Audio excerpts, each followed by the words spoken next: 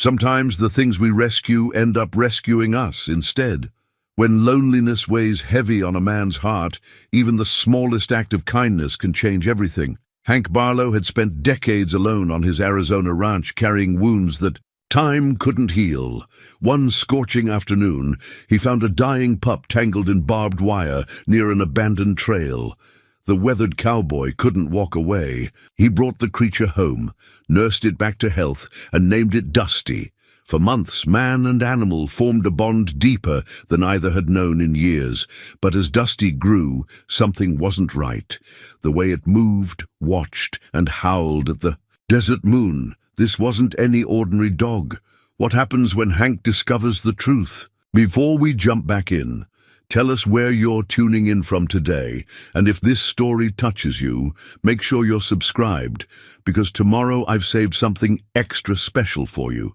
The desert sunrise painted the Arizona sky in shades of ember and rust, colors that matched the weathered hands wrapped around Hank Barlow's coffee mug. 58 years of desert living had carved lines around his gray eyes, like the arroyos that spiderwebbed across his land, each one telling a story of endurance. His ranch sat 30 miles from the nearest neighbor, a deliberate choice that had served him well in recent years when silence became his closest companion.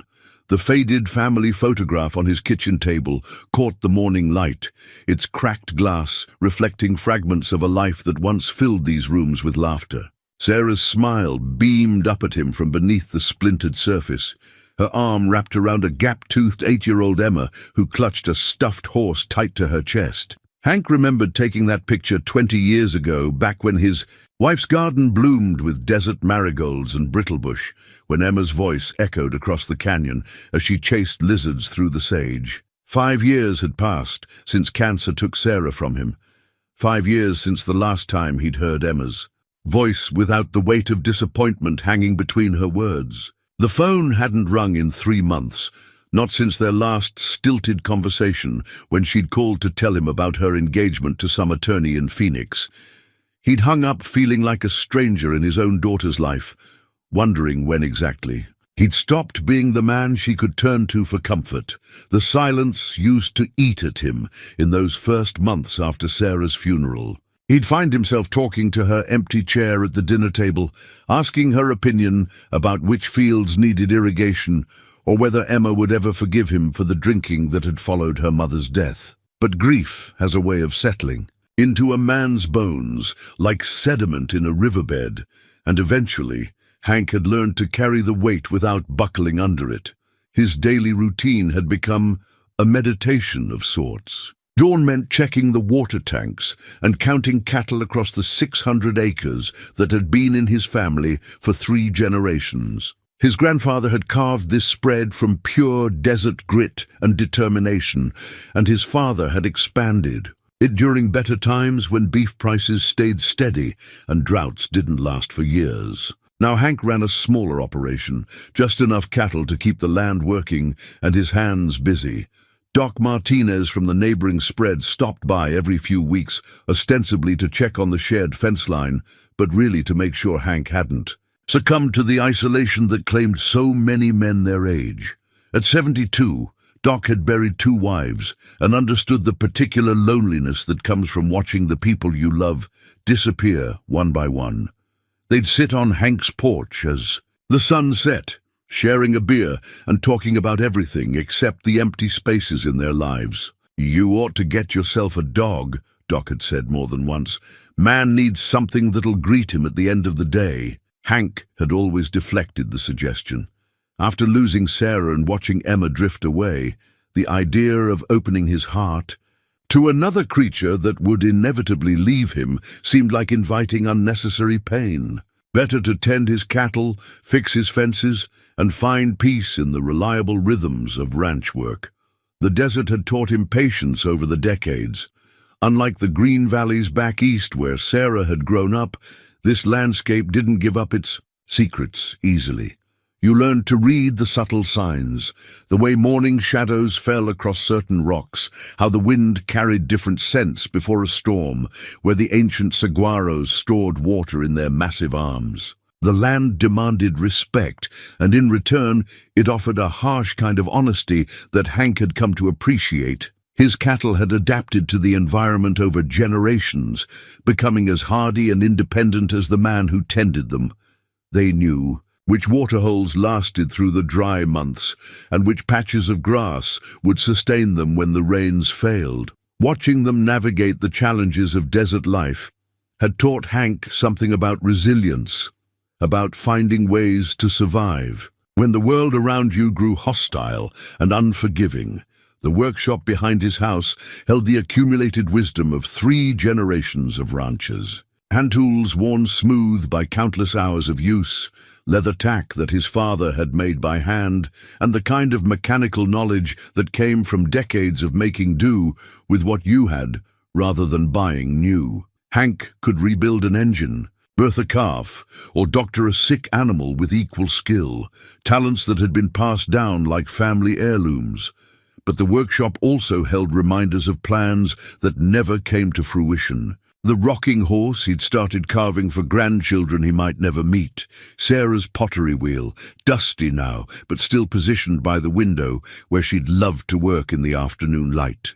The unfinished birdhouse that Emma had abandoned during her last visit before the accident that had driven her away for good. That accident still haunted him. Emma, 18 and home from college for Christmas break, had taken one of the horses out for a ride without telling anyone. When she hadn't returned by sunset, Hank had gone looking, his heart hammering with the kind of fear that parents know but can't adequately describe. He'd found her pinned under her fallen mare near the old mining trail, conscious but trapped, and in that moment when he wasn't sure whether his daughter would live or die, something fundamental had shifted inside him. She'd recovered fully, but the experience had changed them both. Emma became more cautious, less willing to take the kinds of risks that had defined her childhood on the ranch. And Hank became more protective, more prone to worry about things beyond his control. The dynamic between them never quite returned to its easy familiarity, especially after Sarah's death, when grief made them both more fragile and less able to bridge the gap that had opened between them. Now, as he sat in the kitchen where so many family breakfasts had unfolded over the years, Hank wondered if the silence he'd grown comfortable with was really peace, or just another form of hiding. The photograph seemed to ask questions he wasn't ready to answer, about whether a man could get so used to being alone that he forgot how to be anything else. Outside, the desert was waking up. Coyotes called to each other across the distant ridges, their voices carrying stories of the night's hunt. Road runners skittered between the creosote bushes, and somewhere in the distance a great horned owl offered one last haunting call before seeking shelter from the coming heat. This was the music that had replaced human conversation in Hank's life, and most days it felt like enough. But lately, something had been different. 3 months ago, when he'd found that dying pup tangled in barbed wire near the old mining trail, his first instinct had been to walk away. The smart thing would have been to end its suffering quickly and move on with his day. Instead, he'd found himself carefully freeing the tiny creature from the wire, wrapping it in his jacket, and carrying it home like a man who still believed in second chances. Dusty had been near death, dehydrated and weak from exposure. Hank had set up a bed for him in the mudroom, feeding him water from an eyedropper and gradually introducing small amounts of food. For weeks, he'd checked on the pup every few hours, monitoring his breathing and watching for signs of recovery. The veterinary skills he'd developed over decades of ranch work served him well, but it was something else that kept him invested in the animal's survival. A recognition of kinship, perhaps, or simply the understanding that they were both creatures who had learned to endure. As Dusty grew stronger, Hank found himself looking forward to their interactions in ways that surprised him.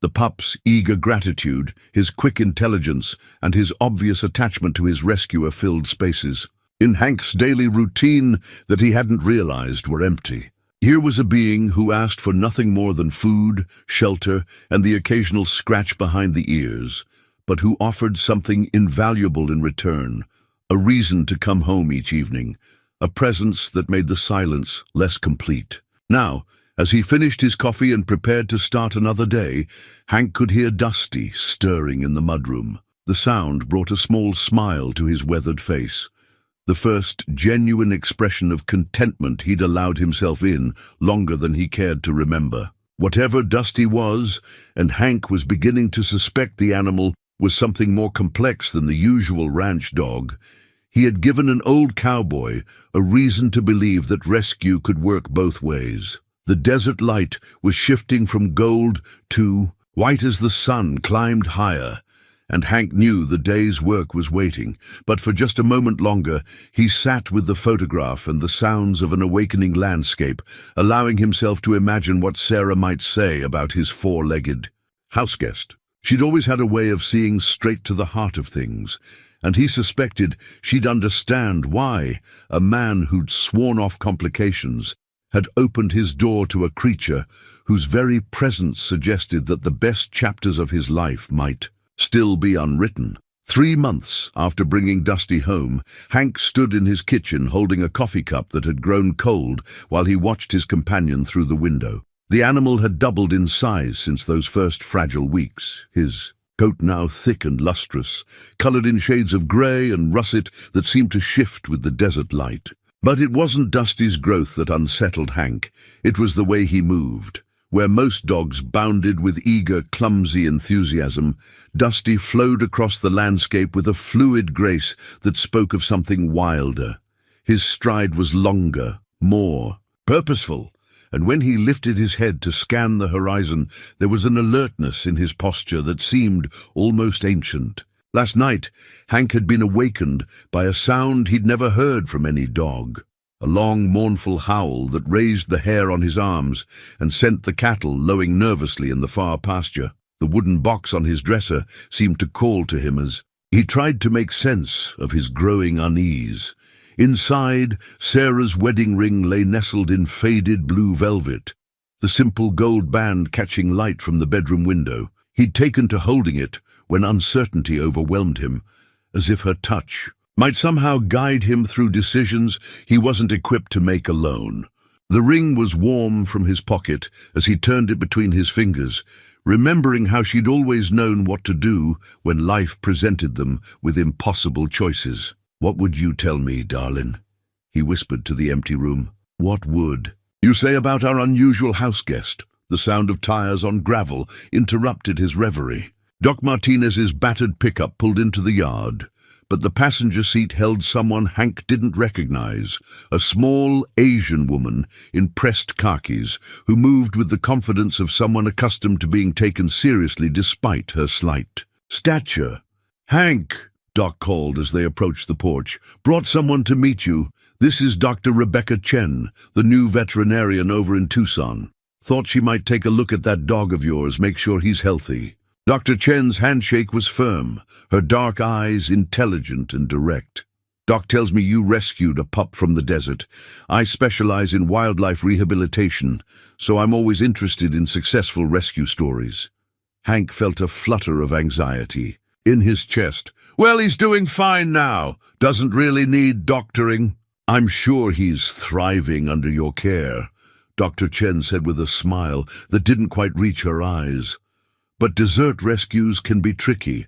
Sometimes animals carry diseases or parasites that don't show symptoms right away. A quick examination would give you peace of mind." There was something in her tone that made Hank suspect this visit wasn't as casual as Doc had made it seem, but refusing would only raise more questions, and Dusty did need proper vaccinations if he was going to be around. The cattle. With reluctance, Hank led them toward the mudroom where Dusty spent his afternoons, avoiding the heat. The moment Dr. Chen laid eyes on Dusty, her posture changed. The casual friendliness evaporated, replaced by the focused intensity of a professional. Recognizing something significant, she crouched down, studying Dusty's features with an attention that made Hank's stomach clench. "Beautiful animal," she said carefully. "Very distinctive markings. May I examine him?" Dusty submitted to her touch with surprising docility, as if he sensed her expertise. Dr. Chen's hands moved methodically over his body, checking his teeth, measuring the length of his snout, examining his paws with particular attention. When she looked up at Hank, her expression was grave. "Mr. Barlow, where exactly did you find this animal?" "Near the old mining trail, caught in some barbed wire." "Why?" Dr. Chen straightened, brushing dust from her knees. "The proportions are all wrong for a domestic dog. The elongated snout, the leg-to-body ratio, the size of his paws." She gestured toward Dusty, who was watching their conversation with alert yellow eyes. "This isn't a dog, Mr. Barlow. This is a wolf." The words hit Hank like a physical blow. "That's not possible. He's just a mixed breed, maybe some shepherd in him." "I've been working with wolves for 15 years, Dr. Chen interrupted gently. "Based on his coloring and bone structure, I'd say he's a Mexican gray wolf. They're critically endangered. There are fewer than 200 left in the wild." Doc Martinez let out a low whistle. "Well, I'll be damned. That explains the howling I've been hearing at night." Hank's mind raced as the implications crashed. "Over him? What does this mean? Can I keep him?" Dr. Chen's expression grew more serious. "Mexican gray wolves are protected under the Endangered Species Act. Possessing one without federal permits is a felony. I'm legally obligated to report this to Fish and Wildlife Services." "Now hold on," Hank said, his voice rising. "I saved his life. He would have died out there without me." "And you did the right thing," Dr. Chen said. "But wolves aren't pets, Mr. Barlow.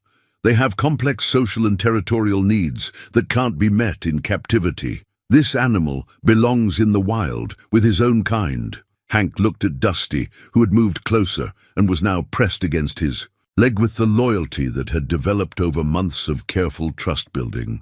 The thought of losing him felt like another death, another piece of his shrinking world being torn away just when he'd begun to hope again. "He's not wild anymore," Hank said quietly.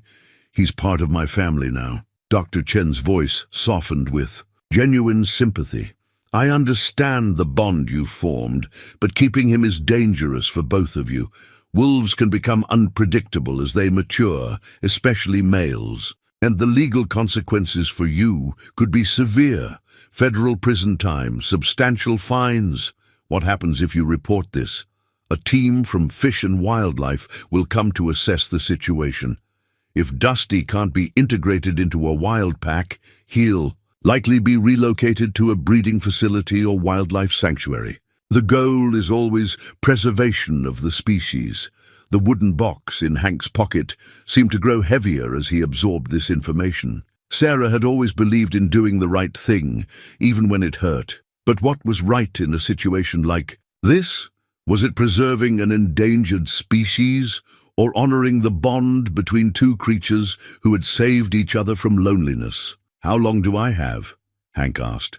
"I'm required to file a report within 24 hours, Dr. Chen said. "After that, you'll probably have a few days before officials arrive.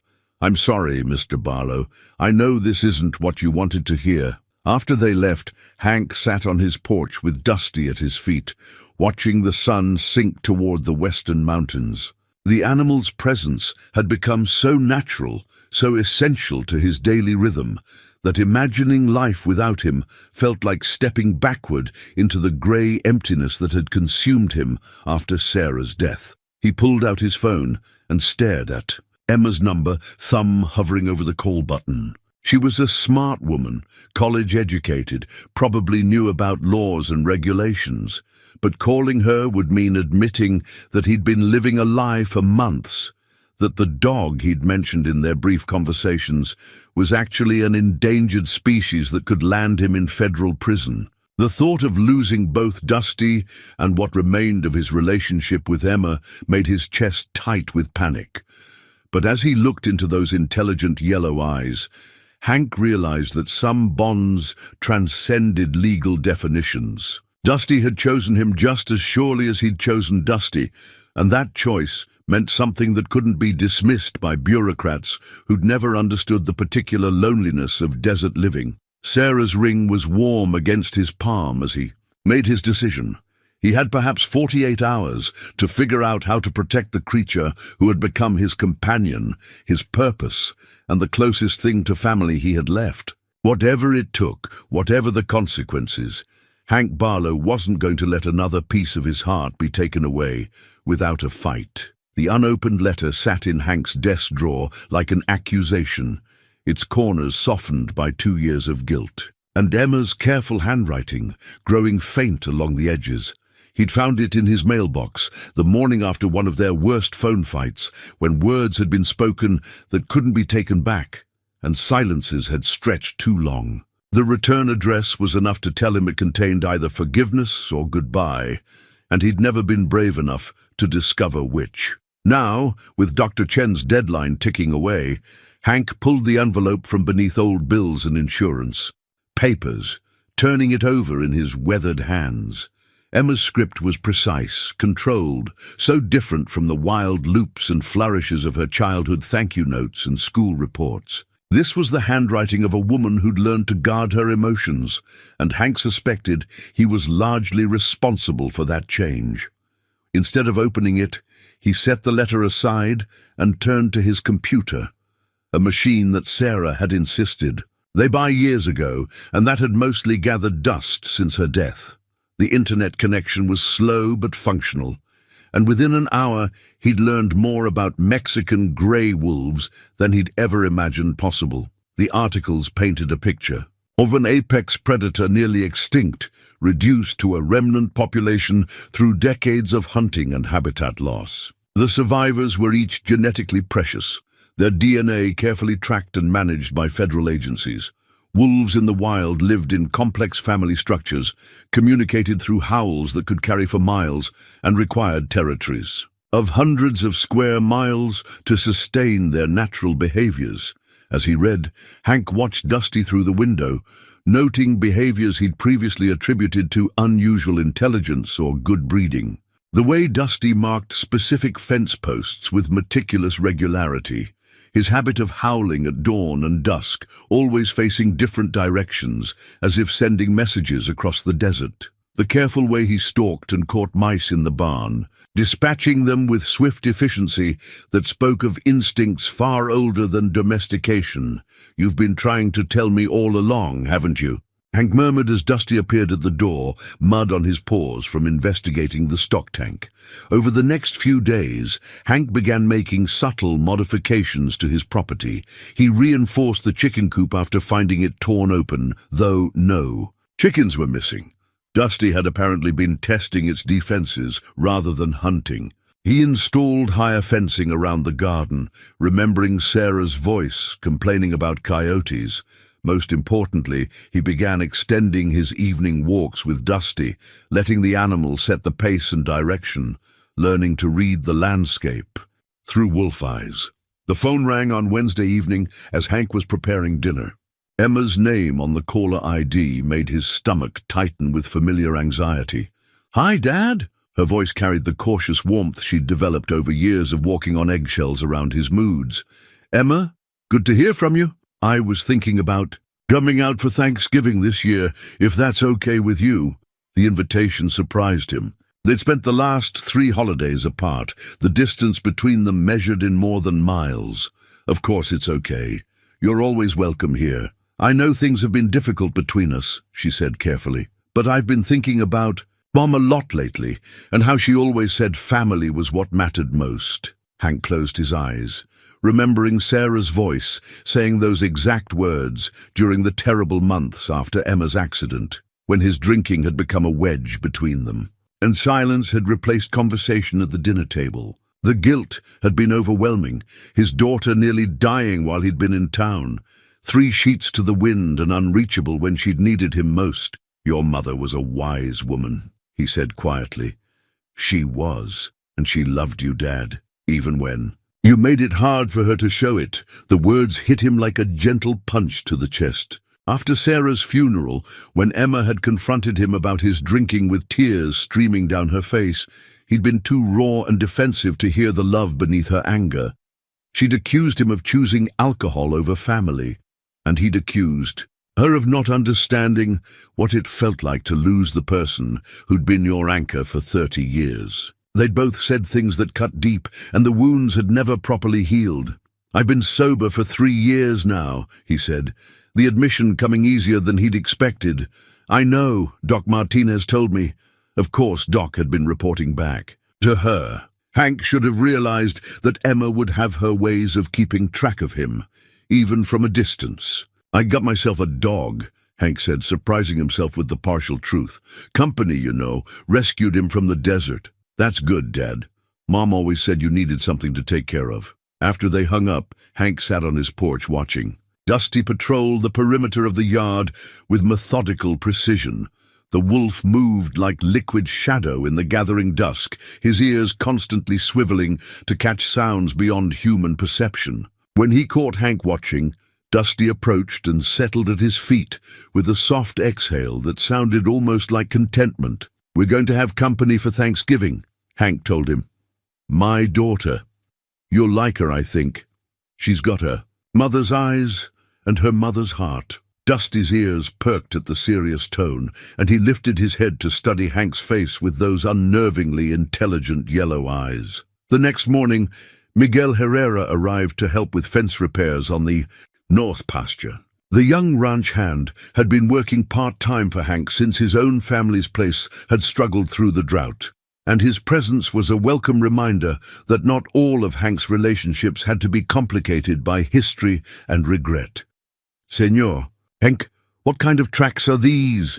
Miguel called from near the stock tank, crouched beside clear impressions in the mud. Hank's stomach clenched as he walked over to examine the paw prints. They were larger than any dogs, with claw marks extending well beyond the toe pads. "Looks like coyote," Hank said with studied casualness. "Probably came down for water." Miguel shook his head, his weathered face skeptical. "My grandfather taught me to read sign when I was 8 years old. These are too big for coyote, too round for mountain lion. Shape is all wrong." Before Hank could respond, Dusty appeared from around the barn, moving with that distinctive flowing gait. Miguel's eyes widened as he took in the animal's size and bearing. "That's some dog, senor. He's special, all right," Hank agreed, watching as Dusty positioned himself between Miguel and Hank with subtle protective instinct. That evening, as they walked the fence line together, Hank noticed how Dusty's behavior shifted when they encountered the small herd of cattle. Rather than the casual interest of a ranch dog, Dusty displayed the focused attention of a predator assessing prey, but there was restraint in his posture, as if he understood that these animals were under Hank's protection. When a group of coyotes began calling from the distant ridge, Dusty's response was immediate and primal. His howl rose to answer theirs, a sound that seemed to carry messages in a language older than human speech. The coyotes fell silent, and Hank realized that Dusty had just announced his presence to every predator within miles, a declaration that this territory had a new apex guardian. As they walked back toward the house under a canopy of desert stars, Hank found himself thinking about Emma's impending visit and the unopened letter waiting in his desk. Whatever happened with the federal authorities, whatever price he might pay for harboring an endangered species, he was determined that Emma would find him changed when she arrived. The man who'd driven her away with his grief and drinking was gone, replaced by someone who'd learned that second chances were rare gifts not to be wasted on pride or fear. The dust cloud on the horizon appeared 2 weeks before Thanksgiving, unexpected and somehow ominous against the cloudless November sky. Hank set down his coffee and squinted through the kitchen window, recognizing the silver Honda that had once been Sarah's pride and joy. Emma was early, and from the determined way she was driving, this wasn't going to be the careful, scheduled visit they'd planned. Sarah's gardening journal lay open on the kitchen table where Hank had been studying it, its pages filled with her careful script and pressed flowers from seasons when the ranch had bloomed with life. Desert lupine and ghost plant, fairy duster and brittlebush, each specimen carefully preserved between sheets of tissue paper, accompanied by notes about soil conditions and watering schedules. The journal had become his refuge during difficult evenings, a tangible connection to the woman who'd believed that anything could grow if you understood its needs and gave it enough patience. Love requires the same attention as gardening, Sarah had written in her careful script beside a pressed desert marigold. You can't force growth, but you can create conditions where it's possible. Dusty materialized beside him at the window, his body tense with alertness as the unfamiliar vehicle approached. Over the past weeks, the wolf had become increasingly protective of their territory, and Hank had learned to read the subtle signs that indicated whether Dusty perceived a threat. Today, his ears were forward but relaxed, his stance curious rather than aggressive, a stranger but not an enemy. Emma's car pulled to a stop in the circular drive that Sarah had lined with native plants, most of which had returned to wild scrubland. In the years since her death, when Emma stepped out, Hank was struck by how much she'd changed since their last visit. Her dark hair was shorter, styled in the efficient cut of a professional woman, and her clothes spoke of success. Pressed slacks and a fitted blazer that looked expensive. But it was her posture that told the real story. The careful way she held herself, as if bracing for disappointment. "Dad?" she called, shading her eyes against the afternoon sun. "I hope it's okay that I came early. I had some vacation time and thought we might—" Her words trailed off as she took in the condition of the property. Hank followed her gaze, seeing the ranch through her eyes for the first time in years. The porch railing Sarah had painted every spring was now weathered grey. Weeds had claimed the flower beds that had once been her mother's pride. The workshop doors hung slightly askew, and the barn needed a new coat of paint. What had felt like peaceful simplicity to Hank must look like neglect to a daughter who remembered this place in its prime.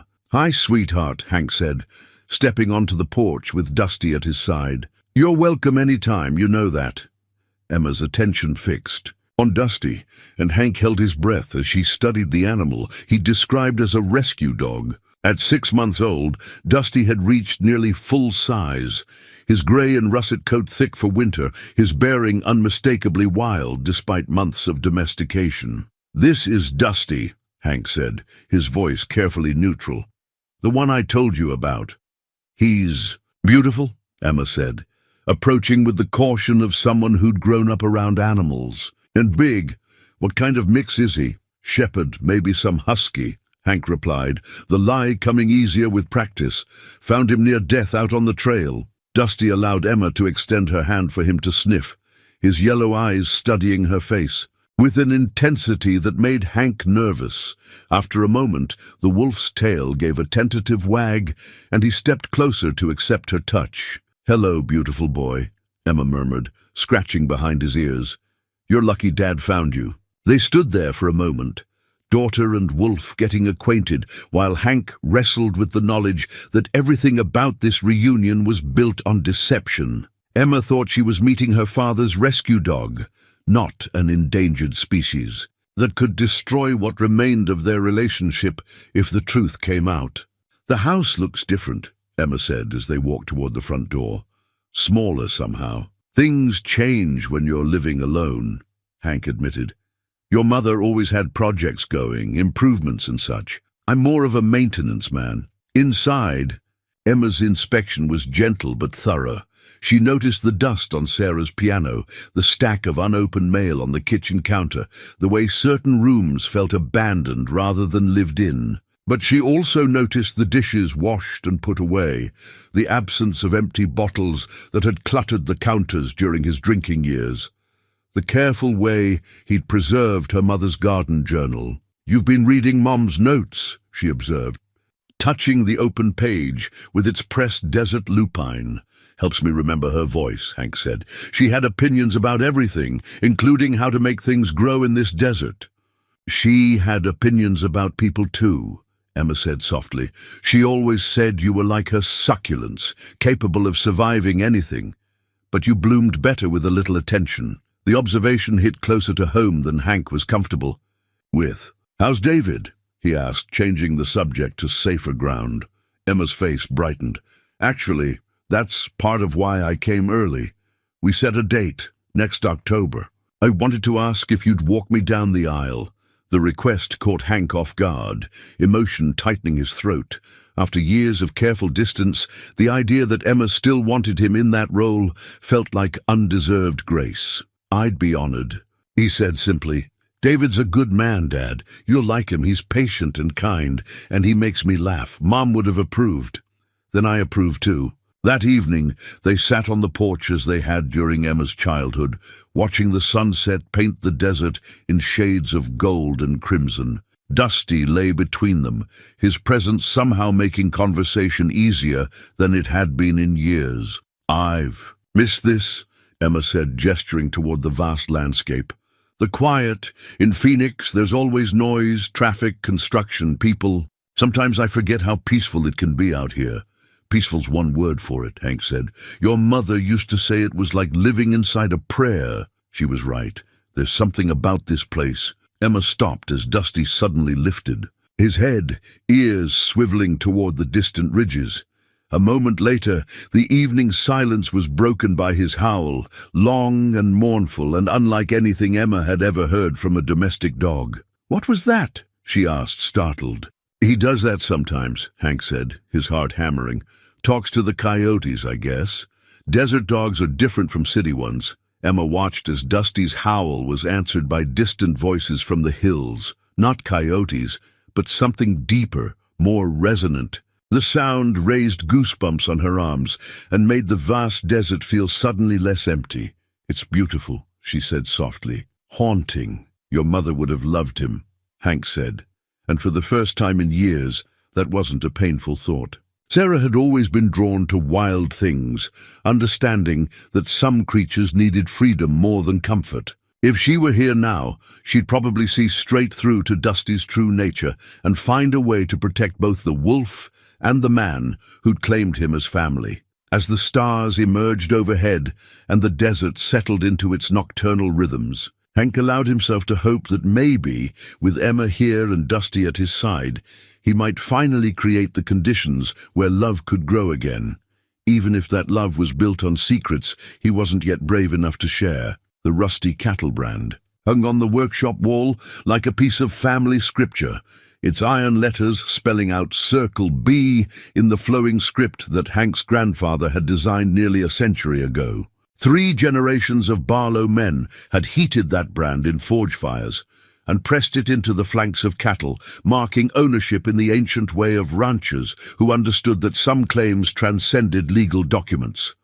Now, as Hank gripped the worn handle in his weathered hands, he wondered if the legacy it represented was strong enough to protect what mattered most. The black SUVs appeared on Monday morning like storm clouds, gathering on a clear horizon. 2 vehicles with government plates and tinted windows, moving with the purposeful efficiency of federal authority. Emma was in the kitchen making coffee when Hank spotted them from the workshop, and his first instinct was to warn her somehow, to prepare her for what was coming. But there was no time, and perhaps it was better that her surprise would be genuine. Agent Patricia Winters stepped from the lead vehicle with the bearing of someone accustomed to being taken seriously. Mid-40s, grey-streaked hair pulled back in a practical ponytail, hiking boots that had seen real use. Her partner, Agent Tom Bradley, was younger and softer around the edges, with the eager attention of someone still proving himself in a job that demanded both expertise and patience. Mr. Barlow? Agent Winters approached with a badge that caught the morning light. I'm Agent Winters with Fish and Wildlife Services, and this is Agent Bradley. We'd like to speak with you about a possible wildlife incident on your property. Hank's mouth went dry, but he kept his voice steady. What kind of incident? We received a report about a possible Mexican gray wolf sighting in this area. As you probably know, they're critically endangered and protected under federal law. We're conducting routine interviews with local landowners. Emma appeared on the porch, drawn by voices and the sight of official vehicles. Dusty materialized beside her, and Hank's heart stopped as the wolf positioned himself between Emma and the strangers with subtle protective instinct. Good morning, Emma called, her lawyer's training evident in the way she assessed the situation. Is everything all right? Your daughter? Agent Winters asked. Yes, Emma Barlow. She's visiting for the holidays. Agent Bradley's attention fixed on Dusty with professional interest. Beautiful dog. What breed? Rescue mix, Emma answered before Hank could speak.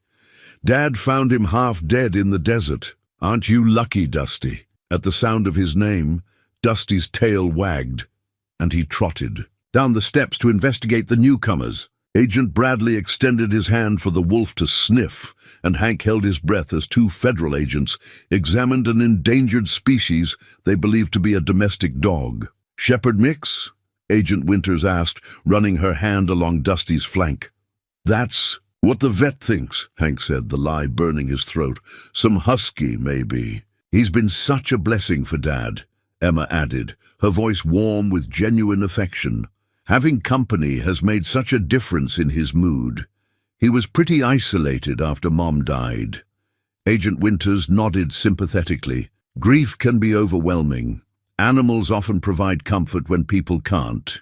Hank watched the agents examine Dusty, noting how Agent Bradley's trained eye lingered on certain features. The elongated snout, the size of the paws, the alert intelligence in those yellow eyes. But Emma's presence seemed to deflect suspicion. Her obvious love for what she believed was her father's rescue dog, creating a narrative that felt domestic and safe. We'd like to walk your property lines if you don't mind, Agent Winters said. Look for tracks, scat, den sites, any evidence of wolf activity. Of course, Hank agreed, though his heart was hammering. Though I haven't seen anything unusual. Coyotes, mostly. Some javelinas near the water tanks. They spent the morning walking fence lines and examining game trails. Agent Bradley documenting everything with a digital camera, while Agent Winters questioned Hank about wildlife sightings. Emma insisted on accompanying them, playing the role of protective daughter while unknowingly helping to maintain the deception. Dad's been ranching this land for 30 years, she told the agents as they examined tracks near the stock tank. He knows every animal that comes through here. If there was a wolf, he'd have reported it. Responsible citizens like your father are crucial to conservation efforts. Agent Winters agreed. Mexican gray wolves need human allies if they're going to survive. The irony was lost on no one except the agents themselves. Hank was indeed a crucial ally to Mexican gray wolf survival, just not in the way they imagined. Near the old mining trail, where Hank had found Dusty, Agent Bradley discovered something that made him crouch for a closer look. Patricia, check this out. Hank's blood ran cold as the younger agent pointed to a clear paw print in the dried mud. Too large for a coyote, too canine for a mountain lion. Agent Winters studied the track with professional attention, measuring it with a small ruler and photographing it from multiple angles. This is fresh, she said, within the last week. Could it be from a large dog? Emma asked innocently. Possible, Agent Winters said, though her tone suggested doubt. We've had reports of wolves dispersing from the release sites in New Mexico, young males looking for territory and mates.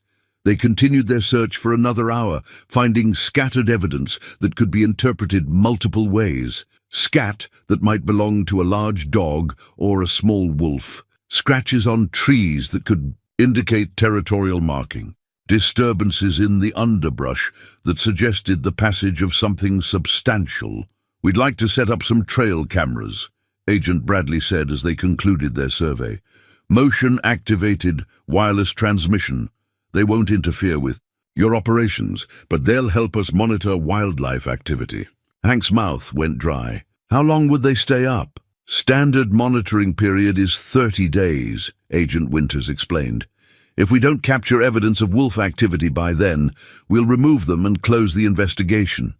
After the agents left, Hank and Emma sat on the porch with Dusty between them, watching the government vehicles disappear into desert shimmer. Emma was quiet for a long time, absently scratching behind the wolf's ears while she processed what had just occurred.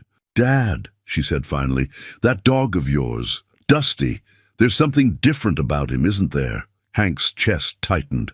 What do you mean? The way he moves, the way he watches everything. The sound he makes at night. I've been around.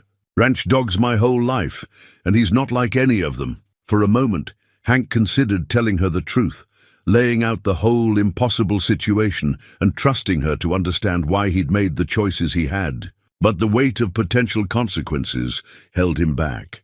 Emma had a career, a reputation, a future with David that could all be jeopardized by association with federal wildlife crimes.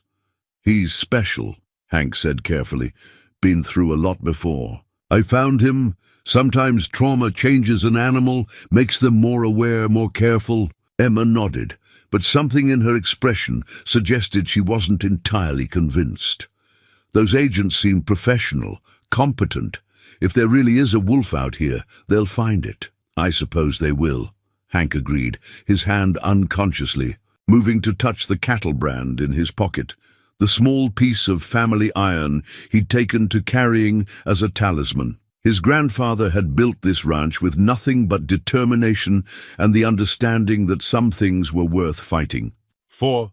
His father had expanded it through drought and recession, never backing down from challenges that would have broken lesser men. Now it was Hank's turn to prove himself worthy of the Circle B legacy, to protect something precious even if it meant standing against the very government that claimed to share his goals. The brand was warm against his palm, and he drew strength from its weight, from the knowledge that 3 generations of Barlow's stubbornness ran in his veins. 30 days. That's how long he had to figure out how to save both Dusty and himself. From the consequences of love that transcended law, the dream catcher hung in Sarah's old sewing room, its intricate web of sinew and beads casting delicate shadows on the wall where afternoon light filtered through dusty windows. A tribal elder named Joseph Crowfeather had given it to her years ago when she'd helped his granddaughter through a difficult birth. Payment offered in the traditional way when money couldn't adequately express gratitude. Sarah had treasured it not for its beauty, but for what it represented, the connection between all living things and the responsibility that came with being chosen to protect something sacred. Emma found Hank there on Thursday morning, 3 days after the agent's visit, sitting in Sarah's rocking chair and staring at the dream catcher as if it might offer answers to questions he couldn't voice. Dusty lay at his feet, equally still, both man and wolf seeming to understand that their time together was running out in ways that measured more than days. "Dad," Emma said softly, settling onto the window seat where her mother had spent countless hours mending clothes and planning gardens. "We need to talk." Hank didn't look away from the dreamcatcher. "About what?" "About Dusty. About the fact that he's not what you've been telling people he is." The accusation hung in the air between them like a challenge. Hank's hands stilled on the wolf's head, and Emma could see the war playing out behind his eyes. The desire to continue the deception, battling against exhaustion, with carrying such a significant secret alone. "I don't know what you mean," he said finally, but his voice lacked conviction. "Dad, I'm not an idiot. I've spent the last 3 days watching him, really watching. The way he hunts mice in the barn. That's not play. That's predatory instinct. His tracks are too big, his howl is too wild, and his eyes—" She gestured toward Dusty, who was studying their conversation with unsettling intelligence. "Those aren't dog eyes."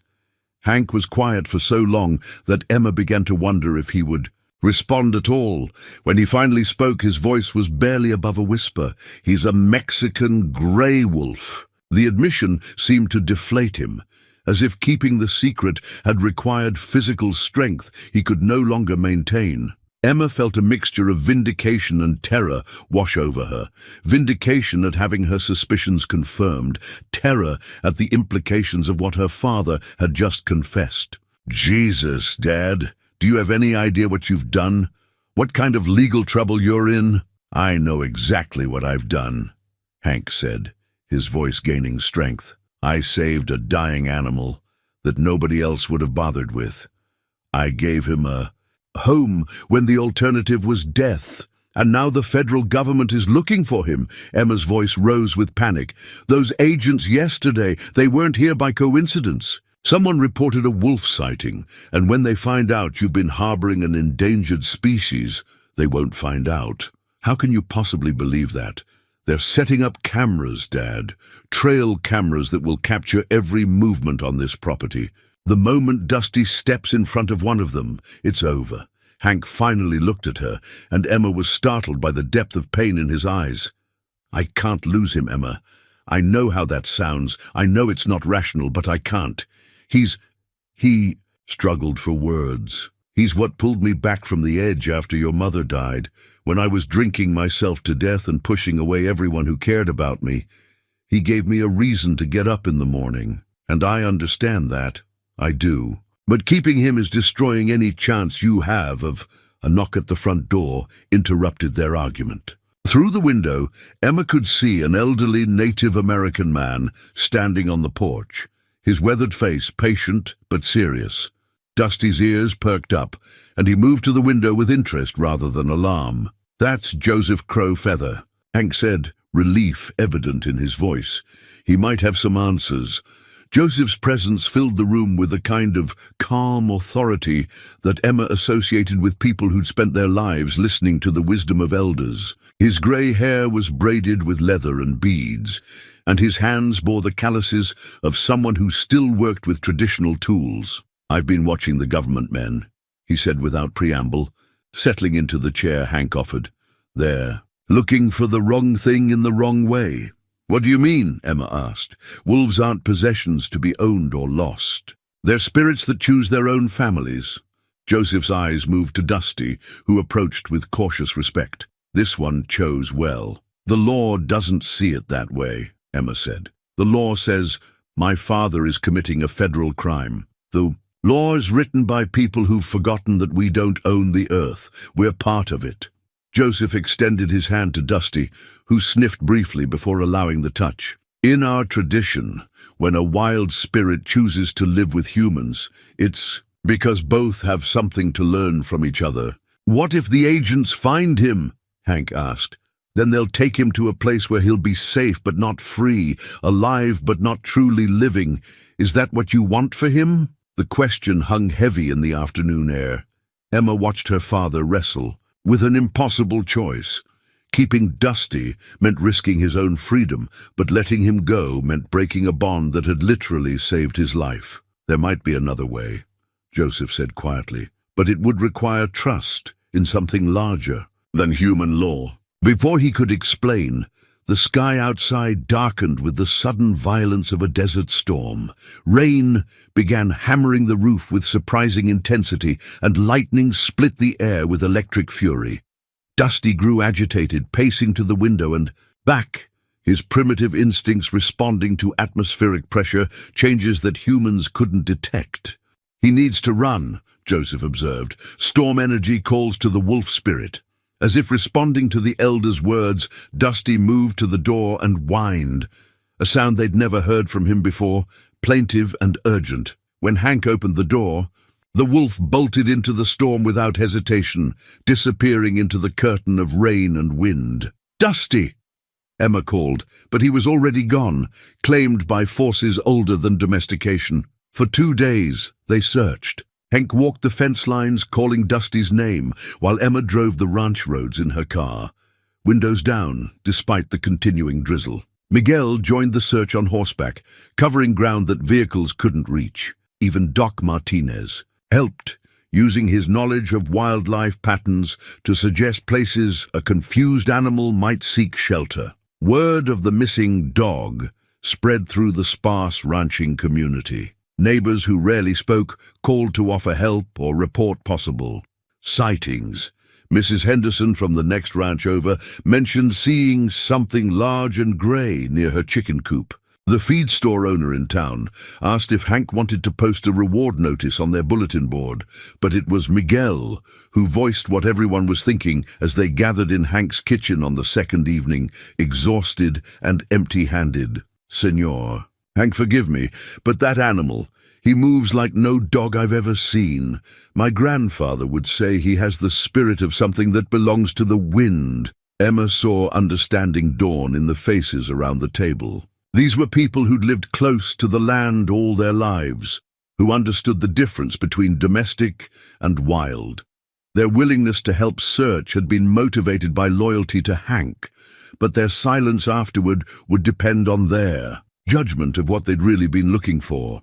That night, as rain continued to whisper against the windows, Emma sat beside her father on the porch, where they'd once shared easy conversations about ordinary things. The silence between them now was full of questions that had no good answers. "He'll come back," Hank said finally. "He's not a dog, but he's not entirely wild anymore either. We're his pack now. And if he doesn't, then maybe that's his choice to make." Emma looked at her father's profile in the darkness, seeing something she'd never noticed before, a willingness to accept loss if it meant honoring love. It was a kind of strength she wasn't sure she possessed, and it made her wonder if the isolation she'd attributed to grief was actually a deeper form of wisdom about the nature of attachment and letting go. The DNA test results arrived on a Tuesday morning, wrapped in the clinical language of genetic analysis, but their implications hit Hank like a physical blow. Dr. Chen's covering letter was brief and urgent. "Call me immediately. This changes everything." The scientific data that followed read like a death sentence disguised as a miracle. Dusty wasn't just any Mexican gray wolf. He was genetically priceless, carrying bloodlines that scientists had thought extinct for decades. Hank found Dusty at dawn on the third day, limping along the fence line, with his left rear leg dragging and dried blood matted in his fur. The wolf had returned as silently as he'd left, materializing from the desert morning like a ghost made flesh. But the proud carriage was gone, replaced by the careful movements of an animal fighting pain and exhaustion. "Easy, boy," Hank murmured, approaching slowly with hands extended. Dusty's yellow eyes held a wariness that hadn't been there before, as if his time in the wild had reminded him that humans weren't always the sanctuary they pretended to be. The wounds were clean but deep. Bullet grazes along his flank and a puncture wound in his leg that spoke of buckshot fired at close range. Someone had tried to kill him, and from the defensive patterns of the injuries, Dusty had been running when it happened. "Emma!" Hank called toward the house. "I need you to call Dr. Chen. Tell her it's an emergency." Dr. Chen arrived within an hour, her veterinary bag supplemented by equipment that Hank didn't recognize: digital cameras, sample containers, and what looked suspiciously like genetic testing materials. Her examination was thorough and grim, but it was the conversation that followed that turned Hank's world upside down. "The blood samples I took during his initial examination," she said as she cleaned Dusty's wounds. "I sent them for genetic analysis as part of a research project on desert canids. The results came back yesterday." She handed Hank a folder, thick with laboratory printouts and official letterhead. "Dusty isn't just a Mexican gray wolf, Mr. Barlow. According to the genetic markers, he's from the Lobos Ancestrales line, the last pure bloodline of the original Mexican gray wolves. Scientists thought that genetic heritage was extinct." Emma leaned over Hank's shoulder to read the report, her lawyer's training helping her parse the technical language. "It says here that his genetic value for breeding purposes is—" She stopped, staring at the number. "This can't be right." "It's right," Dr. Chen confirmed grimly. "In conservation terms, Dusty is worth more than most people's houses. His genetic material could restore diversity to the entire Mexican gray wolf population." "What does that mean for us?" Hank asked, though he suspected he already knew. "It means the federal government will move heaven and earth to get him. But it also means other interests will be involved. Biotech companies, private research facilities, international conservation organizations. This isn't just about wildlife law anymore, Mr. Barlow. This is about genetics worth millions of dollars." The phone rang, as if summoned by her words. Emma answered with the cautious tone she'd developed over the past few days, but her expression quickly shifted from wariness to confusion to something approaching betrayal. "David," she said, "how did you— Yes, I'm at Dad's ranch, but how did you know—" She listened for a long moment, her face growing pale. "I think you need to explain that again." Hank watched his daughter's world reshape itself in real time, as David's voice carried clearly through the phone, professional and apologetic in equal measure. Emma's fiancé wasn't calling as a concerned partner. He was calling as an agent of the federal government, and the conversation that followed revealed layers of deception that made Hank's secret-keeping seem almost innocent by comparison. "You've been working with Fish and Wildlife Services for how long?" Emma's voice cracked with disbelief. 6 months? Since before we got engaged? The pieces fell into place with sickening clarity. David's sudden interest in Emma's family history, his casual questions about her father's property, his encouragement for her to visit the ranch more often. Even their relationship, built on what Emma had believed was genuine attraction and compatibility, had been orchestrated as an intelligence-gathering operation. "The anonymous tip that brought the federal agents to the ranch," Emma said, her voice growing colder with each word. "That was you, wasn't it?" Hank felt rage building in his chest, not just at the betrayal of his daughter, but at the calculated manipulation that had turned family bonds into weapons of surveillance. David had used Emma's love against her father, and the violation felt worse than any legal threat. "No, Emma, don't hang up," David's voice carried from the phone. "You need to understand the situation. The wolf your father is harboring isn't just endangered, it's genetically invaluable. We're talking about the potential salvation of an entire species. By lying to me? By using our relationship as cover for spying on my family?" The operation was already in motion when we met, but Emma, my feelings for you are real. The assignment may have brought us together, but everything that happened between us after that was genuine. Emma's laugh was bitter. "How convenient that your genuine feelings aligned so perfectly with your professional objectives." Dr. Chen quietly continued her work on Dusty's wounds while the family drama unfolded, but Hank could see her taking notes, observations that would undoubtedly find their way into official reports. The clinical detachment with which she documented Dusty's injuries suddenly felt ominous, as if she were building a case rather than simply treating a patient. "There's something else," Dr. Chen said when Emma finally hung up. "The pattern of these bullet wounds, they're not from hunters or ranchers defending livestock. These are small-caliber rounds fired from multiple angles. Someone was trying to capture, not kill." "Capture for what?" Hank asked. "The same genetic material that makes Dusty valuable to conservation efforts makes him valuable to private interests. There are people who would pay enormous sums for access to his DNA, and not all of them are motivated by species preservation." The implication hit Hank like cold water. Illegal poachers hadn't been trying to kill Dusty. They'd been trying to tranquilize him for sale to the highest bidder. The wolf had escaped an attempted kidnapping, not a hunting incident. "We have to assume his location is compromised," Dr. Chen continued. "If poachers found him once, they'll find him again. And now that his genetic value is documented," she gestured toward the DNA results, "the stakes are too high for anyone to simply walk away." Emma stared at her phone as if it had personally betrayed her. "David said the federal task force is mobilizing.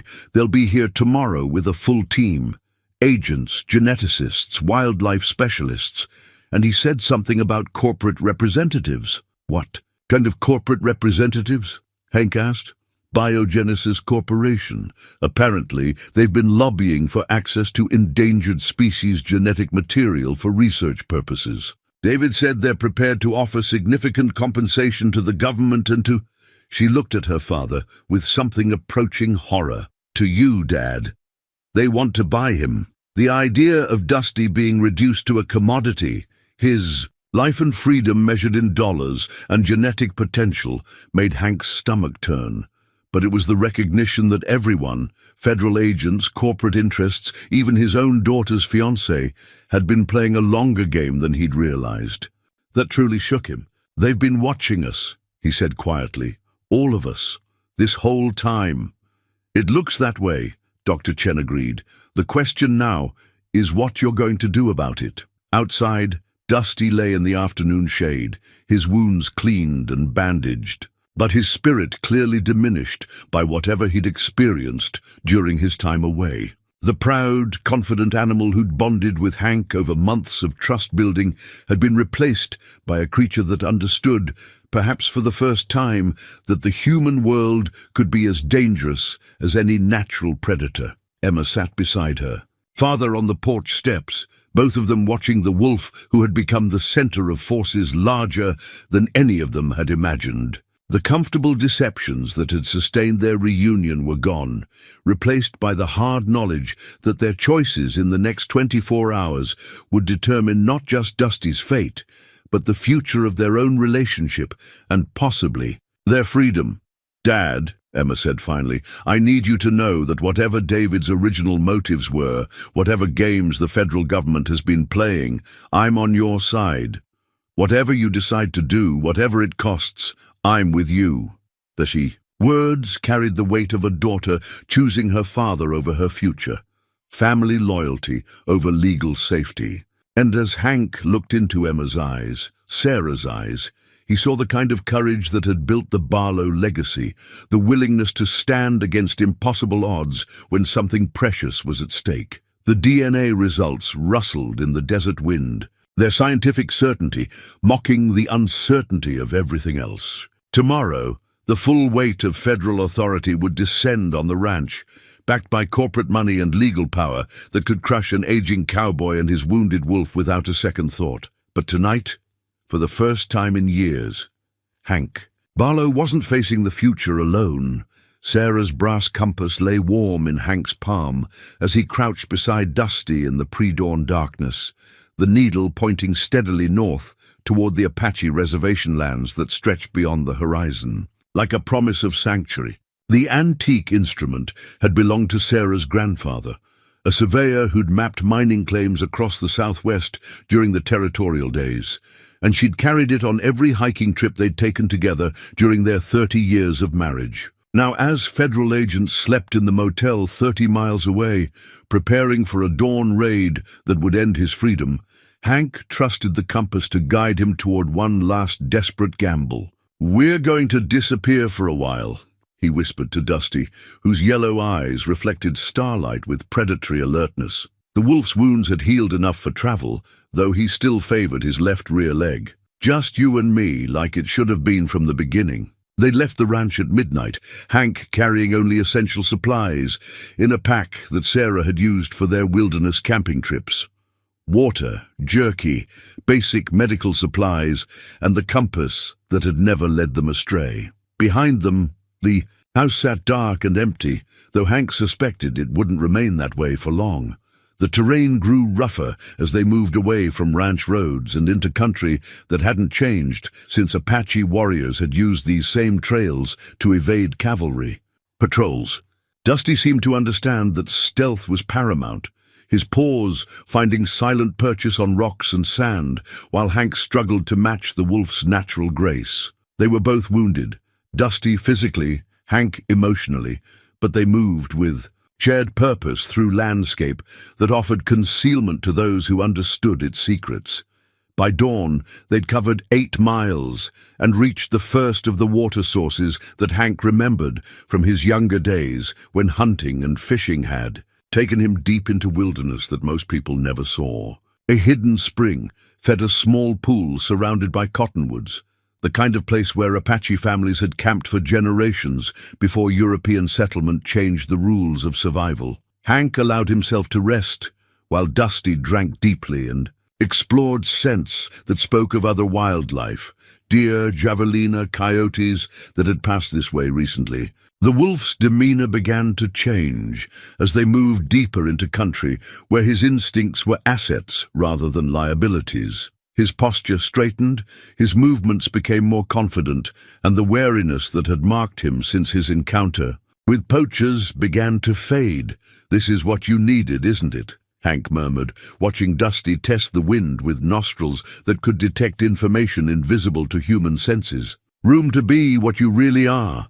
The sound of helicopters reached them before noon, distant but unmistakable, the rhythmic beating of rotors that meant the manhunt had begun. Hank checked the compass and led them deeper into a maze of arroyos and boulder fields where aircraft couldn't land, and tracking would be difficult even for experts. But he knew they were only buying time. The resources arrayed against them included thermal imaging, canine units, and personnel who made pursuit their profession. Emma's voice reached him through the satellite phone he'd almost left behind, her words crackling with static and emotion.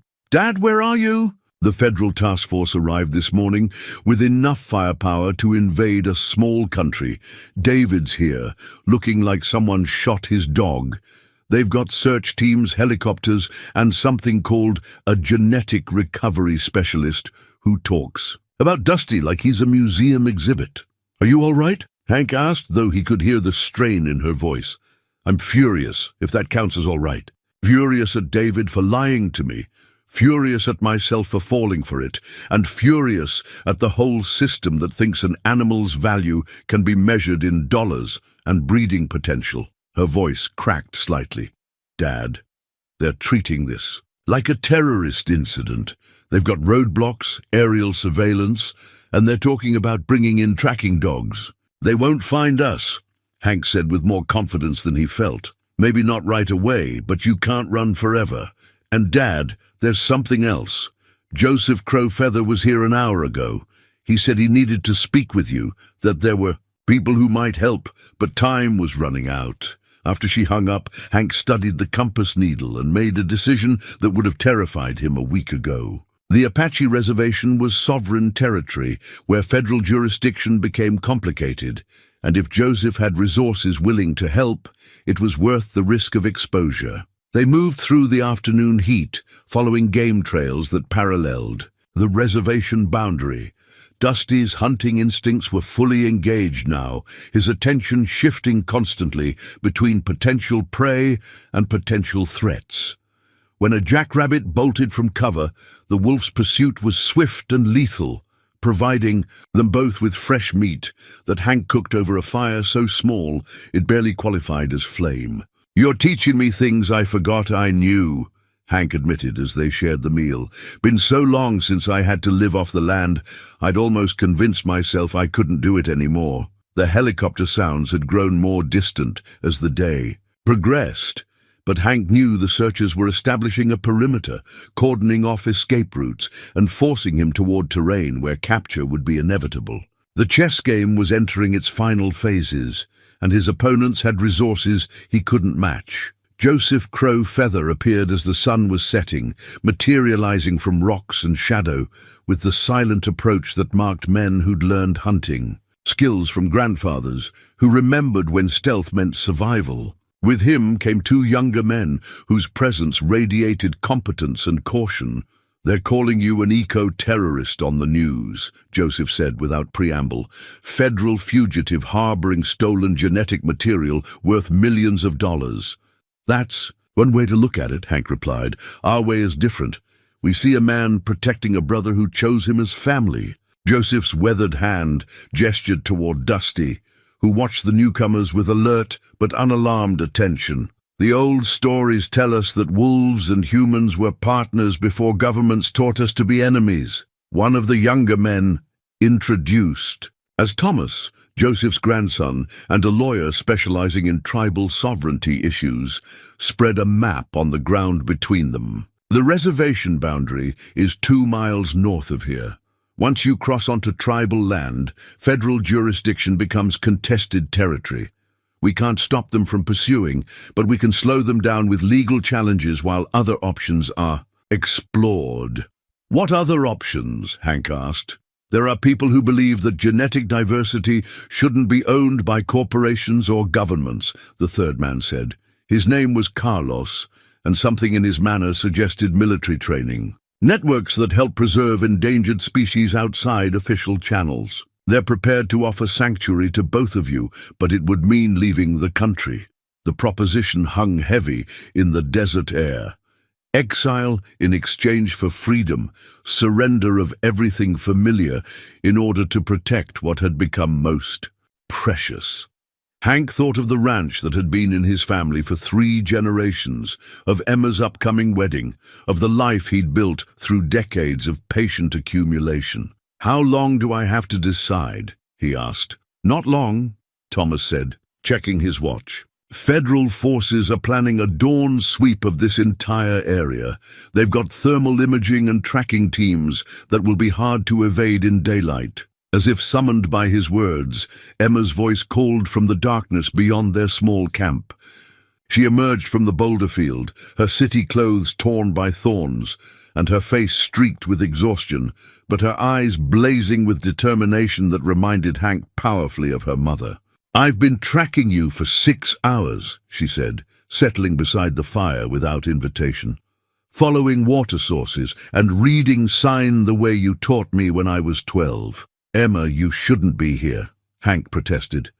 "If the federal teams find you with us, let me worry about my own legal exposure," she interrupted. "I'm here because I figured out something important while I was hiking through the desert, following wolf tracks and boot prints." She looked around the circle of faces, her gaze lingering on Dusty, who had moved closer to her with the same protective instinct he'd shown toward Hank. "David was right about one thing," she continued. "This isn't really about wildlife law or even genetic preservation. It's about control. Who gets to decide what happens to something valuable? Who profits from it? Who has the authority to define its future? And," Joseph prompted, "and I think there's a 4th option nobody's considered. What if Dusty gets to choose for himself?" The suggestion seemed simple, almost naive, but something in the way she said it made the men around the fire lean forward with attention. "Wolves choose their own packs," Emma continued. "They choose their own territory, their own mates, their own lives.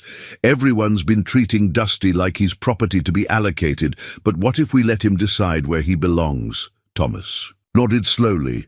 "Tribal law recognizes animal autonomy in ways that federal law doesn't. If Dusty chooses to stay with your father, that choice carries legal weight on reservation land.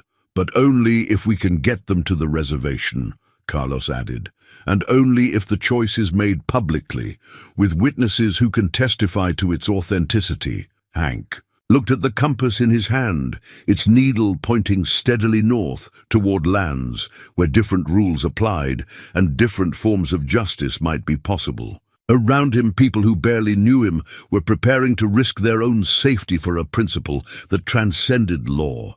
The idea that some bonds were sacred, regardless of what governments decreed. "If we do this," he said quietly, "there's no going back. Whatever happens, Emma, your life will be changed forever." "My life was already changed," she replied, reaching out to scratch behind Dusty's ears. "The moment I realized that some things are worth fighting for, even when the odds are impossible." The compass was warm in Hank's palm as he made his decision, its brass surface reflecting firelight that danced like hope against the desert darkness. Tomorrow would bring federal forces and corporate interests and the full weight of institutional power. But tonight, in a hidden camp where ancient laws still held meaning, a different kind of justice was being born.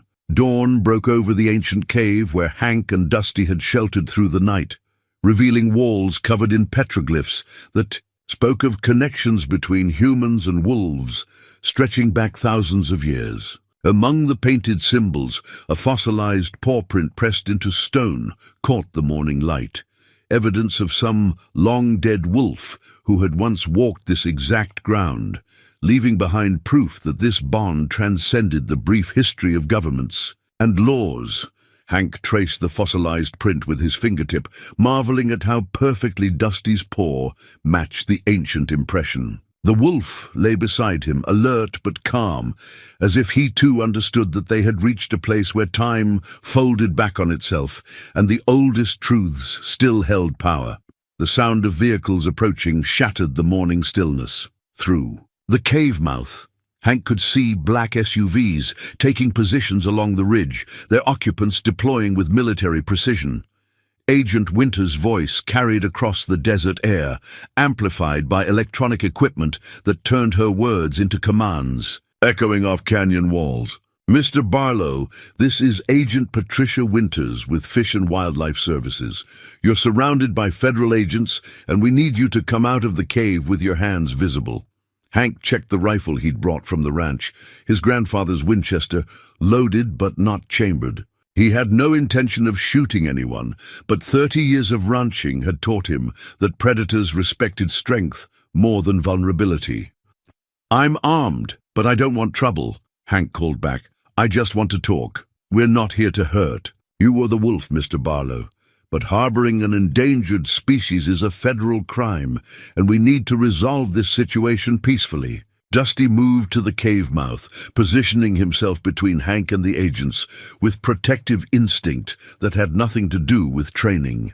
His yellow eyes surveyed the tactical formation arrayed against them, dozens of armed professionals, whose body language spoke of preparation for violence, despite their peaceful words. Emma's voice cut through the tension like a blade. "Dad, I'm coming up. Don't shoot anyone until I get there." She appeared on the trail below the cave, hands raised, but moving with purpose toward the standoff. Behind her, David followed at a careful distance, his face pale with what looked like genuine anguish. Joseph Crow Feather and his grandson Thomas flanked them, their presence adding another dimension to an already complex confrontation. "Emma, stay back," Agent Winters called. "This situation is dangerous." "The only danger here is miscommunication," Emma replied, continuing her climb toward the cave. "My father isn't a terrorist or a criminal.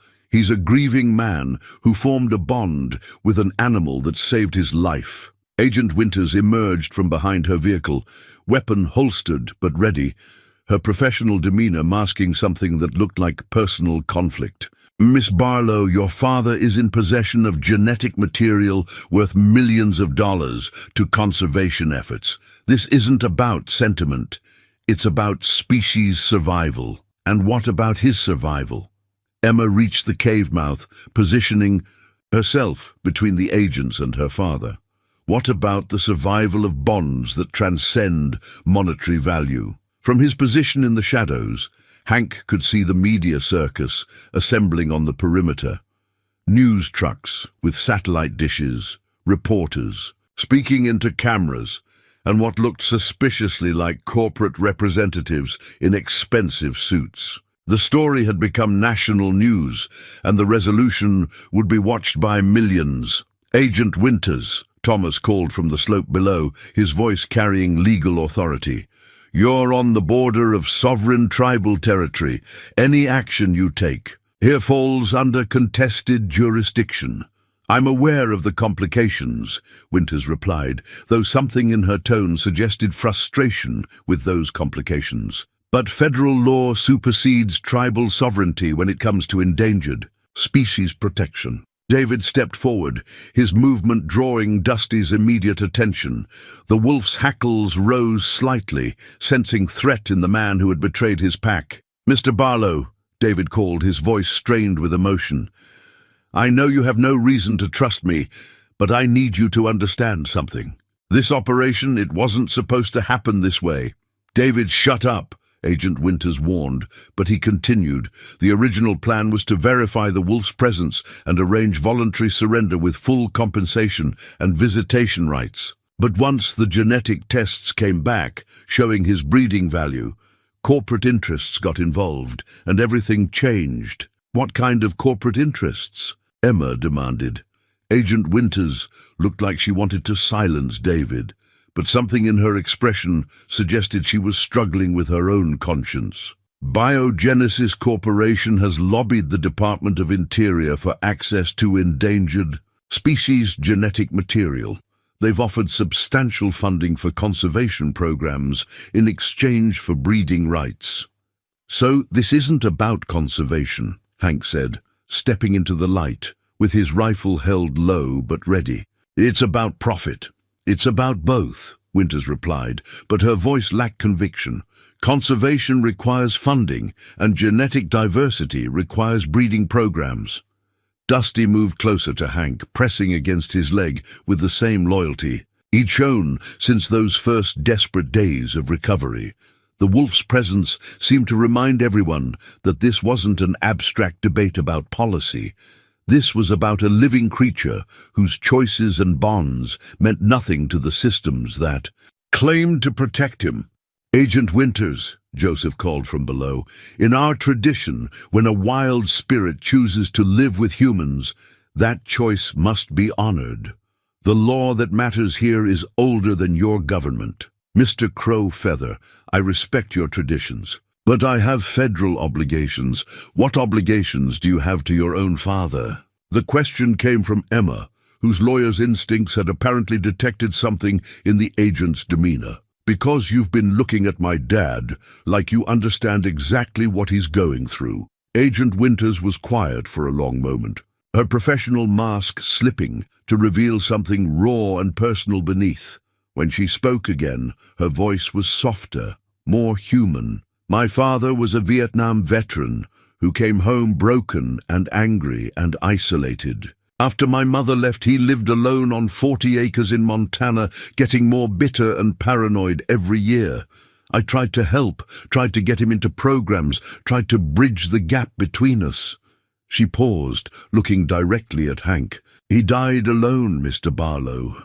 Died alone because I chose federal obligations over family ones, because I believed the system knew better than the heart." The admission hung in the desert air like a confession, changing the entire dynamic of the confrontation. This wasn't just about federal authority versus individual freedom. It was about agents and citizens who had all lost pieces of themselves to systems that reduced love to policy and bonds to legal categories. "What if there was another way?" Agent Winters asked, her voice barely carrying across the distance. "What if we could find a solution that honored both federal law and family bonds?" The fossilized paw print seemed to pulse with ancient wisdom, as Hank considered the possibility that enemies might become allies when they recognized their shared humanity. Around them, the desert waited with the patience of geological time, while in the cave mouth, man and wolf prepared to discover whether justice could be larger than law. The handwritten agreement took shape on pages torn from Emma's legal pad, each clause crafted through hours of negotiation between federal agents, tribal representatives, corporate lawyers, and one stubborn cowboy who refused to accept any solution that separated him from his wolf. The document represented something unprecedented in federal wildlife law, a compromise that acknowledged both legal obligations and emotional bonds, written in language that honored multiple forms of justice.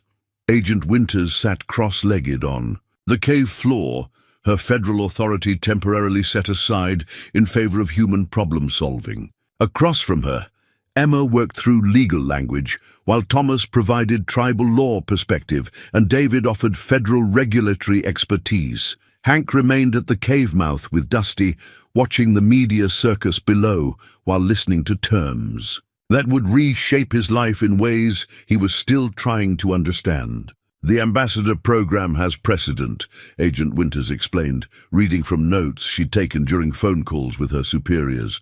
"We've used individual animals as educational ambassadors before, wolves that can't be released into the wild, but serve conservation purposes through public education." "What would that mean for Dusty?" Hank asked. "It means he becomes a federal conservation asset," Emma translated, looking up from her writing. "But instead of being relocated to a government facility, he remains here under your care as his designated handler." "There are conditions," David added, his voice still carrying the weight of guilt over his deception. "The property would need to be designated as a conservation preserve. You'd have federal oversight, regular inspections, and educational requirements." Thomas nodded approvingly. "The Tribal Council is prepared to designate the border area as sacred land, which provides additional legal protection. No commercial development, no mineral extraction, no interference with wildlife corridors." The Biogenesis Corporation representative, a woman in an expensive suit who'd introduced herself as Dr. Linda Harrison, had been notably quiet during the negotiations. But when conservation funding came up, she leaned forward with the focused attention of someone preparing to make an offer. Biogenesis is prepared to fund the conservation preserve at a level that would make it financially sustainable, she said. We're talking about a multi-million-dollar endowment for education, research, and habitat preservation. In exchange for what? Hank asked suspiciously. Non-invasive genetic sampling for research purposes, regular health monitoring that benefits Dusty while contributing to species preservation science. And if Dusty ever chooses to breed, if a suitable female is located and natural bonding occurs, his offspring would participate in the official recovery program. Emma looked up from her writing, the key phrase being, if he chooses. This agreement recognizes Dusty's agency in mating decisions. Wolves choose their own mates, Joseph added from his position near the cave paintings. Any breeding program that forces pairing goes against natural law. Agent Winters consulted her notes again.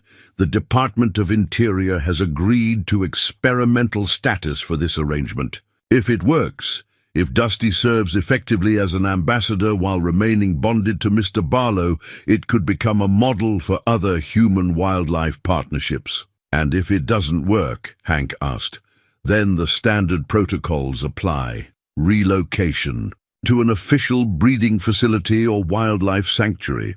Dusty seemed to sense that his future was being decided, moving closer to Hank and resting his massive head against the rancher's leg. The gesture was simple but profound. A wolf choosing. His pack in front of witnesses who would legally record that choice. There's one more element, Thomas said, unfolding a map of the area. The Tribal Council has agreed to extend reservation boundaries to include your entire property. This creates a legal sanctuary where traditional laws apply alongside federal regulations. Emma's pen moved quickly across the legal pad, translating negotiations into binding language. Dad, this would make you the official caretaker of a federal conservation preserve on sovereign tribal land, with corporate funding and international oversight. It's not the quiet ranch life you've been living, but Dusty stays with me. Dusty stays with you. Dr. Harrison cleared her throat. There would also be significant compensation for your cooperation. The conservation value of this arrangement justifies substantial payment for your caretaking services. Hank thought about the empty house, the silent evenings, the gradual decay of a property that had once buzzed with family life. The prospect of transformation, becoming something larger than a retired rancher nursing old wounds, felt both terrifying and strangely appealing. What about visitors? He asked. Education. Programs mean people coming to the ranch. School groups, researchers, conservation tourists, Agent Winters confirmed. You'd become a spokesperson for human-wildlife coexistence. Your story would help other people understand that conservation isn't about keeping humans and animals separate. It's about finding ways to honor both. Emma looked up from her writing, her eyes bright with something that looked like pride. Dad, you'd be teaching people what you've learned about healing, about how rescuing something wild can rescue the person doing the rescuing. The ancient cave paintings seemed to pulse with approval as Hank considered a future where his isolation would end, not through loss, but through purpose. The fossilized paw print that had matched Dusty's foot perfectly suggested that this partnership had always been meant to happen, that the bond between them was part of something larger than federal law or corporate interests. There's one condition. Hank said finally. Emma has to be involved, not just as a legal advisor, but as part of the preserve. Her mother always said this land would need someone from the next generation to keep it alive. Emma's eyes filled with tears. Dad, I have a job in Phoenix, a life there. The preserve would need legal counsel, Thomas interjected. ongoing representation for regulatory compliance, tribal law coordination, federal interface. It's a full-time position if you want it to be. What about David? Dr. Harrison asked pointedly. His expertise in federal wildlife law would be valuable. For this kind of operation, Emma looked at her former fiancé, who had remained largely silent during the negotiations. When she spoke, her voice was measured but final. David's expertise might be valuable, but his integrity is compromised. Trust is the foundation of any partnership, and that foundation is broken. David's face crumpled with what looked like genuine remorse, but he nodded, acceptance of the judgment. Agent Winters stood and dusted off her pants. If everyone's in agreement, I need to make some phone calls. This arrangement will require authorization from multiple agencies, but I think we have enough consensus to make it work. As the negotiators dispersed to handle logistics, Hank remained in the cave with Dusty and the ancient paintings that had witnessed countless partnerships between humans and wolves. The handwritten agreement rustled in the desert wind, its carefully crafted compromises representing something unprecedented in the history of conservation law. "What do you think, boy?" Hank asked, scratching behind Dusty's ears. "Ready to become a federal employee?" Dusty's response was a soft exhale that sounded almost like contentment, as if he understood that sometimes the best solutions required everyone to become something they'd never imagined being. The new family photograph sat on Hank's kitchen table, where Sarah's old picture had once held vigil. But this image captured a different kind of healing. Emma laughing as Dusty investigated her camera equipment while her real partner Marcus documented wolf behavior for the conservation program, and Hank standing proudly beside the visitor center that had transformed his isolated ranch into a beacon of hope for human-wildlife coexistence. 6 months had passed since the confrontation at the ancient cave, and the Barlow Ranch Conservation Preserve had exceeded everyone's expectations. What had begun as a desperate compromise to keep a man and his wolf together had evolved into a model program that drew visitors from around the world, each one leaving with a deeper understanding of the bonds that connected all living things. Hank adjusted his ranger badge, an official designation that still felt strange after decades of avoiding government entanglements, and checked his watch. The afternoon tour group would arrive soon. 30 college students studying wildlife biology who'd driven from Phoenix specifically to meet the wolf who'd changed federal policy. Emma emerged from the visitor center carrying educational materials. Her transition from city lawyer to preserve coordinator complete in ways that surprised them both. "The breeding program coordinator called," she said, settling beside her father on the porch where they'd shared so many conversations. "Luna arrived at the New Mexico facility yesterday. If she and Dusty bond naturally, we could see cubs by next spring." Luna was a young female Mexican gray wolf who'd been orphaned as a pup and raised in captivity, her genetic profile complementing Dusty's precious bloodlines perfectly. But the introduction would happen slowly, naturally, with no pressure beyond what their instincts provided. The federal breeding program had learned to honor wolf choice in ways that previous generations of conservation scientists had never imagined. "How's Dusty feeling about potential fatherhood?" Emma asked. "He's been restless lately," Hank admitted, "howling more at dawn, marking territory more aggressively. I think he knows something's changing." From the yard, Dusty lifted his magnificent head at the sound of his name, his coat now full and lustrous, with good health and purposeful living. The scars from his encounter with poachers had faded, but the wisdom in his yellow eyes had deepened through months of serving as ambassador to thousands of visitors who'd learned that wildness and domestication weren't mutually exclusive categories. Marcus appeared from behind the visitor center, camera equipment slung over his shoulder, and notebook filled with behavioral observations that would contribute to peer-reviewed research on human-wolf bonds. Emma's relationship with the wildlife photographer had developed naturally over shared work and genuine compatibility, built on truth rather than the deception that had poisoned her engagement to David. The film crew from National Geographic wants to schedule their final interviews next week, Marcus said, settling onto the porch steps. They're particularly interested in documenting Dusty's reaction to meeting Luna.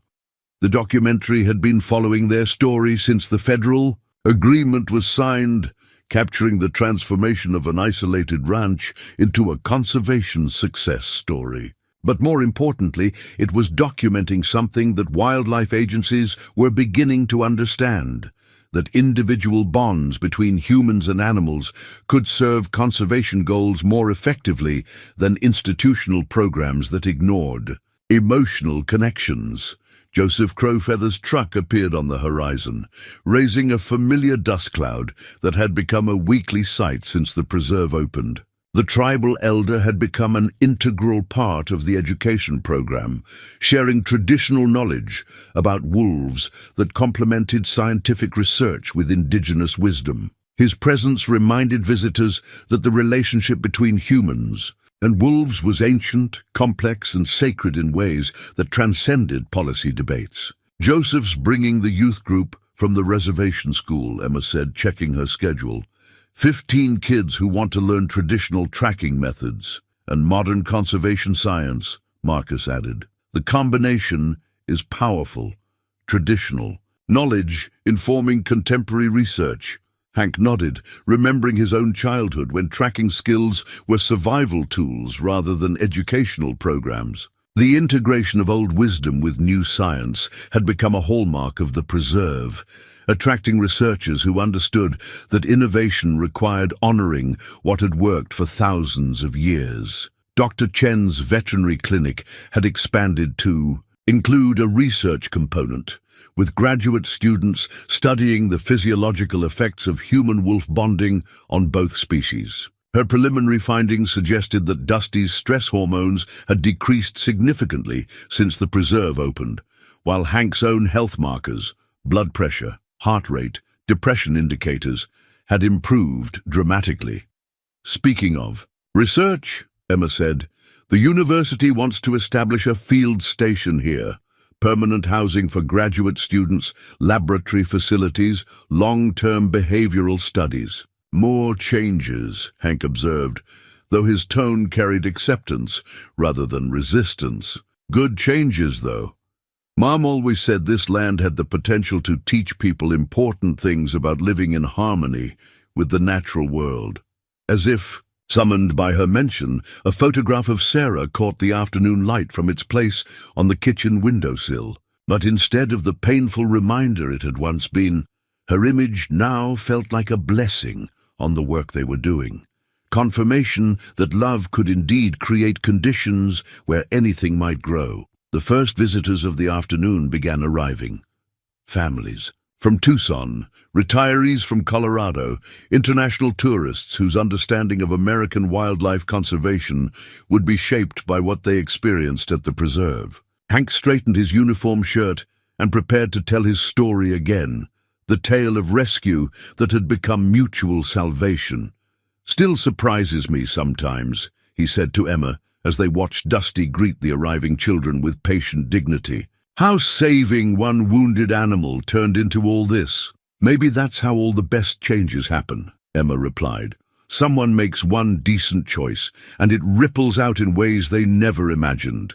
As the sun began its descent toward the western mountains, painting the desert in the colors that had always meant home to Hank, he walked toward the old mining trail where his journey with Dusty had begun. The barbed wire that had once trapped a dying pup had been replaced by a bronze marker explaining the preserve's origins, but the essential truth remained unchanged. Sometimes the things we rescue end up rescuing us instead. Dusty fell into step. Beside him, their evening walk a ritual that had survived all the transformations of the past months. Together, they moved across landscape that now served a purpose larger than any individual claim, protected by laws that honored both legal obligations and emotional bonds. In the distance, Emma's laughter carried on the desert wind as she explained. Wolf behavior to fascinated visitors. The preserve hummed with purposeful activity, but at its heart remained the simple truth that had started it all. Love, properly tended, could grow into something that nourished not just individuals but entire communities. The new family photograph would be updated soon, when Luna arrived and possibly contributed cubs to their expanding pack. But the image it captured now, of healing made visible, of second chances fulfilled, of bonds that transcended species and transformed everything they touched, would remain as testimony to the power of one man's refusal to walk away from something that needed saving. The desert stars were emerging as Hank and Dusty completed their circuit, returning to a home that had become a sanctuary for more than just themselves. Tomorrow would bring new visitors, new stories, new opportunities to demonstrate that conservation wasn't about keeping humans and animals apart. It was about finding ways to honor the connections that had always existed between all living things. As they settled onto the porch for their evening vigil, Hank realized that Sarah had been right all along. Love did require the same attention as gardening. You couldn't force growth, but you could create conditions where it was not only possible but inevitable. And sometimes, if you were very fortunate, that growth would exceed anything you dared to imagine when you first planted the seeds.